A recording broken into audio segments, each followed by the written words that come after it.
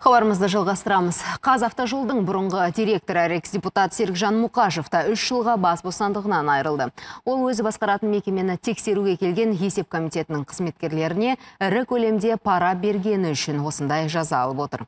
Серікжан Мұқашев 2016 жылдың желтоқсан айында ұсталған болатын. Есеп комитетінің қос аудиторы серіктестіктің жұмысынан кінәрат тауып мемлекетке 2 миллиард теңге қайтару керек деген қорытынды шығарған. Бірақ аудитордың ыңғайын тапқан Мұқашев мекеменің аймақтардағы филиал директорларынан ақша жинап, екі есепшіге 16 миллион теңге пара беріпті. Сөйтіп, республикалық жолдарды қыста қардан тазартып, жазда жөндеу жұмыстарын жүргізуге деп бюджеттен бөлінген қыруар қаржыны талан-таражға салғанын жасырып қалмақ болған. Одан бөлек орынбасары мен тағы 3 қызметкері 2 және 5 жылдан жаза арқалады.